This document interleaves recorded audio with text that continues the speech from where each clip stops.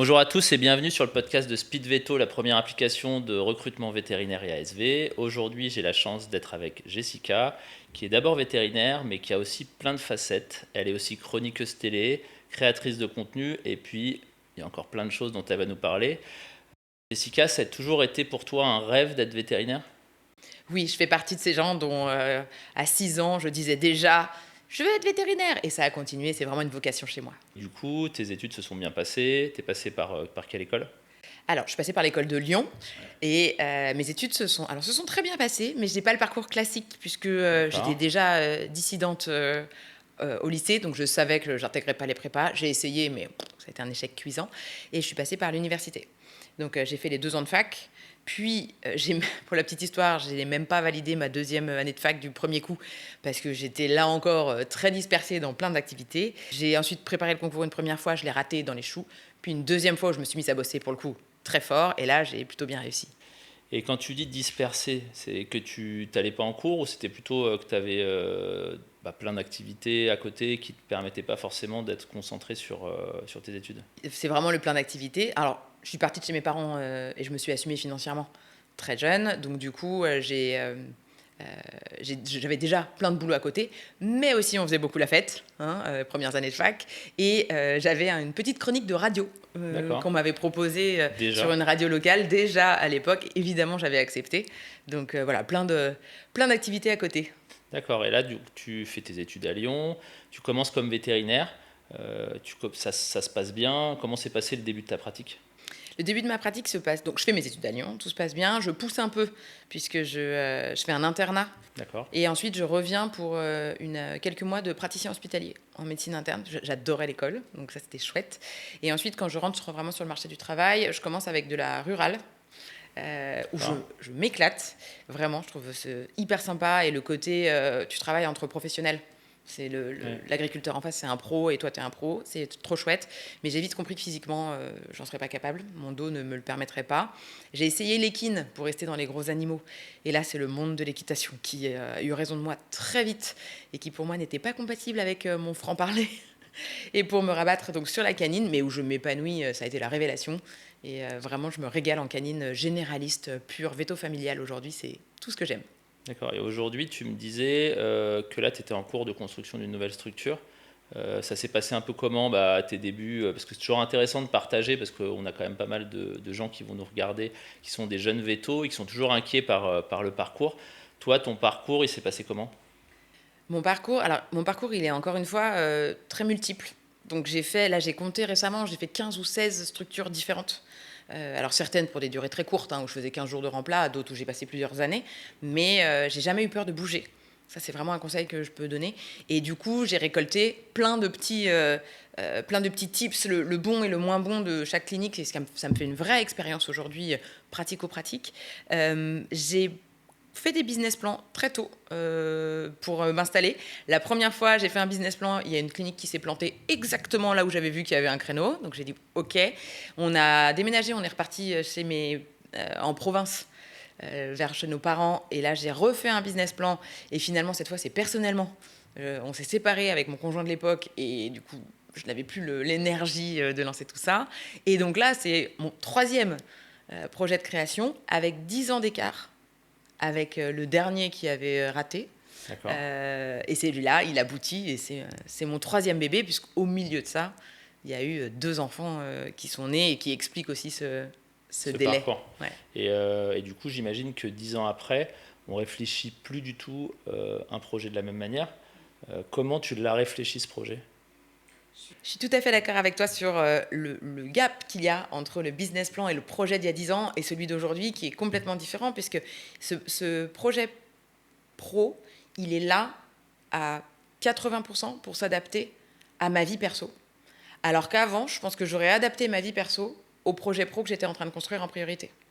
Je ne sais pas D'accord. si tu comprends Ouais, ce je vois. que voilà le switch entre les deux, c'est qu'aujourd'hui, je vais inventer mon environnement professionnel pour qu'il s'adapte à mes besoins et mes priorités, alors qu'avant, je pense que comme j'avais pas de priorité financière, humaine, familiale, j'aurais fait un projet pro plus gros et Ouais. j'aurais dû m'organiser autour. Donc je suis ravie d'avoir attendu au final. Ouais, c'est vrai. Et du coup, alors, qu'est-ce que tu as réfléchi pour s'adapter à ta vie? Aujourd'hui, donc, j'ai une vie qui est répartie entre mes enfants, qui sont donc 2 enfants rapprochés et jeunes, c'est des enfants en bas âge, qui sont quand même ma priorité parce que les enfants, ça grandit vite. Donc je sais que dans 10 ans, c'est pas dans 10 ans qu'il faut que je me réveille en me disant je veux passer du temps avec mes enfants. Donc c'est ma priorité. Et la multiplicité de mes activités. Donc on l'a vu, je fais donc les réseaux sociaux, mine de rien ça prend beaucoup de temps. Les chroniques télé, là je commence à en avoir de façon régulière, donc ça c'est aussi chronophage et c'est génial, ça me passionne.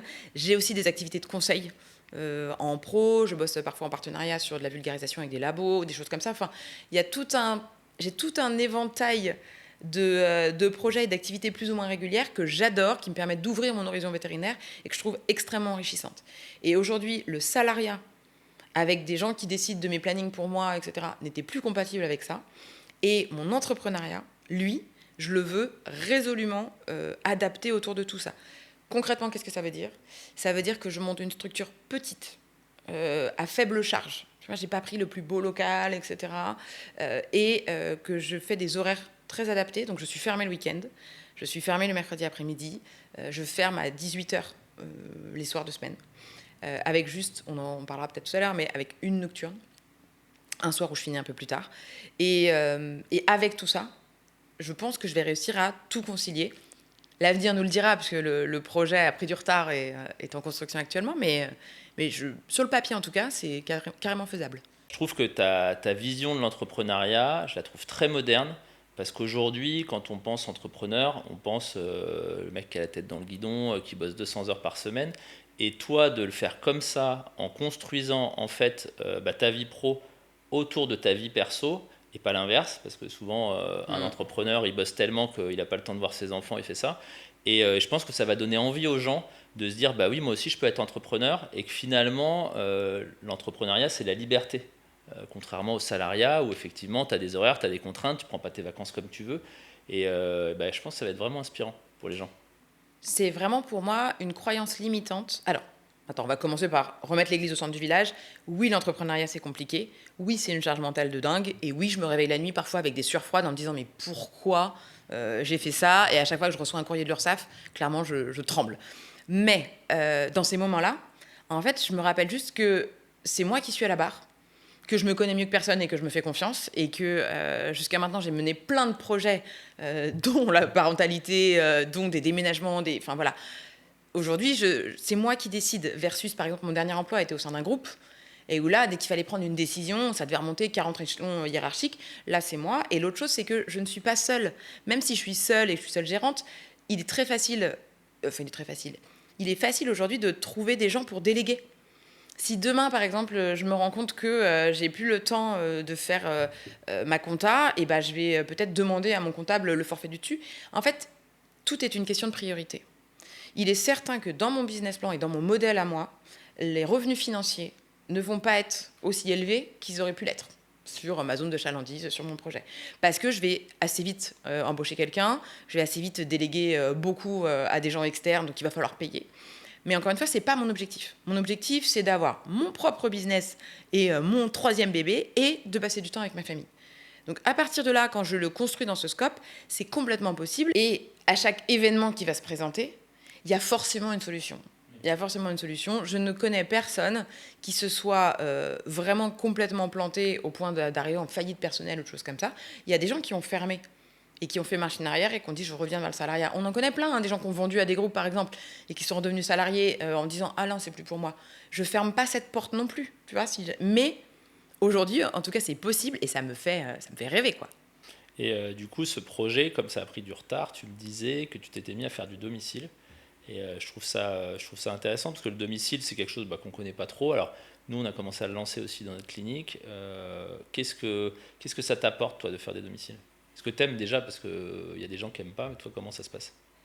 Donc, c'est un exemple parfait d'un obstacle qui s'est présenté, puisque je ne voulais pas faire du domicile au départ. Je devais ouvrir en septembre 2025.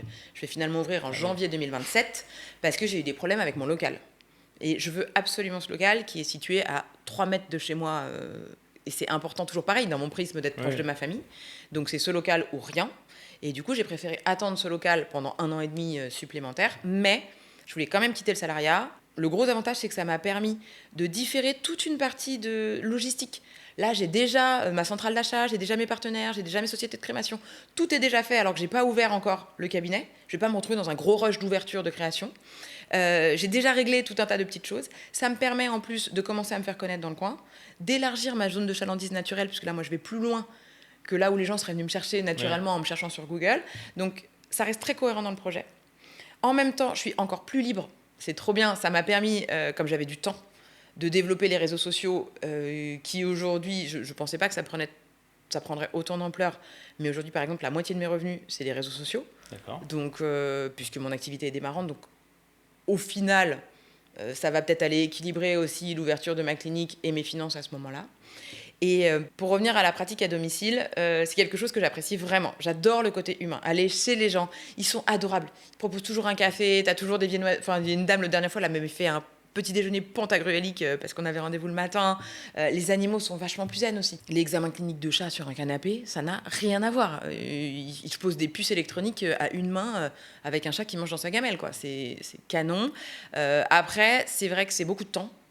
Mine de rien, là où tu pourrais faire facilement 2 consultes dans 1 heure, t'en fais qu'une, voire parfois pas une entière. Et de 2, ça reste un peu la médecine de brousse. C'est-à-dire que mettre toute une clinique vétérinaire dans un coffre de bagnole, c'est pas toujours facile. Et du coup, typiquement une analyse sanguine. T'as un petit papy-chat qui est pas bien, tu fais ta prise de sang, il faut que tu ailles faire analyser ça. Alors t'as des lecteurs créates maintenant, mais aujourd'hui on fait plus un diagnostic complet avec une créate. Oui. Donc tu te rends compte qu'il est insuffisant rénal, donc il faut rappeler, tu peux pas hospitaliser l'animal, il faut le renvoyer sur quelqu'un, enfin tu as perdu 24 heures. Voilà, moi aujourd'hui, je trouve que cette limite au niveau de la médecine fait que je n'aurais pas continué, tu vois, sur de la médecine à domicile, mais c'est très sympa et j'y trouve vraiment un épanouissement aujourd'hui. Et puis ça te permet de rencontrer des gens particuliers. Tu me disais que tu avais des petites anecdotes aussi. Est-ce que tu pourrais nous raconter 2-3 clients un peu, je ne vais pas dire haut de gamme, mais qu'on ne voit pas tous les jours? Je pensais vraiment en faisant du domicile que j'aurais soit des chats agressifs qu'on n'arrive pas à mettre dans les caisses de transport, soit des personnes à mobilité réduite qui n'arrivent pas à se déplacer. Et en fait, j'avais complètement sous-estimé. J'ai donc des célébrités, des gens qui ne veulent pas aller en clinique vétérinaire, notamment parce qu'ils sont connus, donc des actrices, des joueurs du PSG, et des gens très occupés professionnellement parlant, ou des ultra-riches, où ils sont bien contents d'avoir quelqu'un qui se déplace. Et c'est typiquement, j'ai eu récemment, là, juste, tu sais, le certificat de bonne santé avant départ en Grande-Bretagne, au 1 Place Vendôme. Donc je rentre avec mon petit sac dans des hôtels dans lesquels je ne serais jamais rentrée et je partage pendant 1 minute 30 la vie des plus riches dans ces hôtels incroyables. Spoiler, ça ne me donne pas plus envie que ça, mais je trouve ça sympa d'y avoir accès. Et pour la petite... en termes de retombées insoupçonnées, donc le premier joueur du PSG, je ne savais pas qui c'était, parce que c'est jamais ces gens-là qui t'appellent vraiment, c'est leurs assistants qui t'appellent. Quand j'ai dit à mon mari que j'étais allée chez cette personne-là, chez ce joueur-là, j'ai reçu une tirade de sa part, genre oh, « je suis trop fière de toi, je savais que tu allais y arriver, etc. » On a fait 2 enfants, on s'est mariés, on a déménagé, j'ai monté tout un projet entrepreneurial, mais il n'a jamais été aussi fier de moi que quand j'ai vu le joueur phare du PSG. C'était assez drôle.